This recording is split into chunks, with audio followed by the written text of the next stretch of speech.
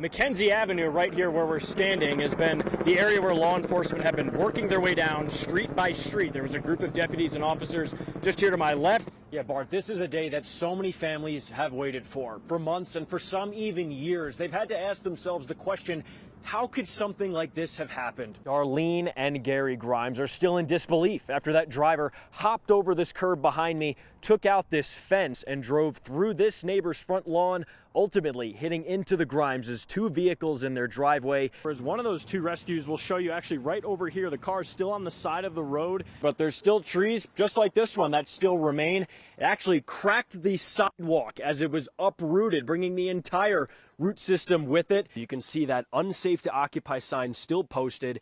You can see a sofa couch, or what used to be, as well as the tire from that e-bike. In that stolen vehicle ended just here off of Evans Avenue. You can see this fencing, those poles still bent, and this fencing peeled over. Bart, having driven past this property myself, these signs are pretty hard to miss. The closest one to the road here in hot pink saying wanted. This hand-wrought fence is somehow propping up this enormous branch that broke off from one of the trees, but not so fast. What you really need are these NASA-approved lenses, which let you safely view the sun. The small town of Penrose, just over 3,000 people, is the site of a massive tragedy. One woman tells me about the moment she heard those gunshots ring out while she was simply parked in her car right here in front of the courthouse. Tonight, her message changes. Now that the search for Suzanne has concluded, the search for justice now resumes.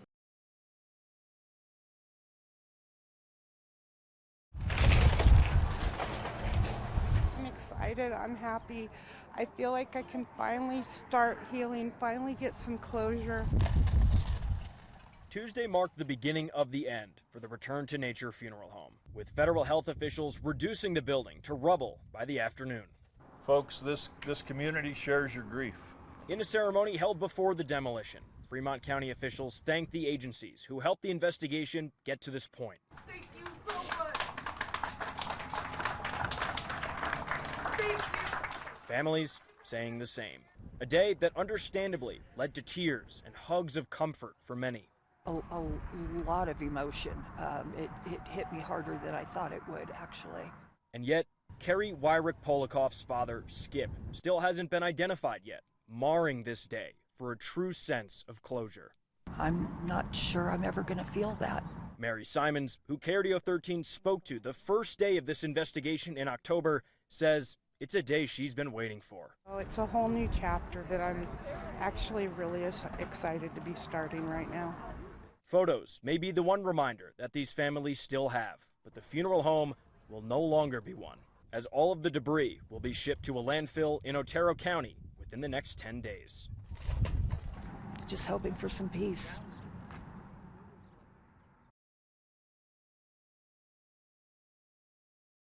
The Manitou Incline. Everybody will say this. There's nothing like it. You cannot get a workout like this anywhere else. It can take your breath away. Yes. Whether it's the view from the top or the near 2,800 steps to get there. For us mere mortals, it's quite the uphill battle. But imagine doing it 13 times in a row without stopping.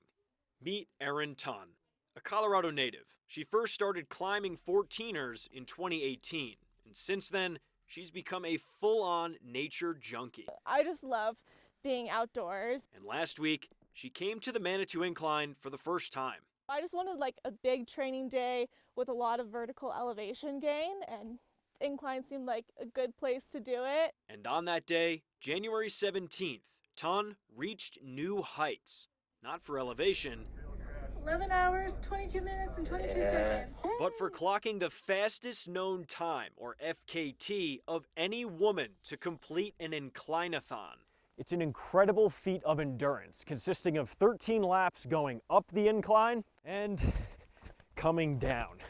Good for just under 26 miles, or rather simply put, a marathon.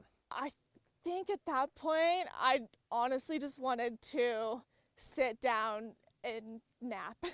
The hike also placed her second all-time on the list, only behind Wade Gardner, a Colorado Springs resident whose time of 10 hours and 34 minutes has stood since 2015. For her to do what she did that day is just, it's incredible. It's incredible. And I found myself being inspired to be like, oh, right, keep pushing hard. Like, He and other local incliners joined Tun today at the stairs to celebrate and gift her a trophy to mark the historic day. Of course, adding in a nice, easy victory lap in several inches of snow. You made it.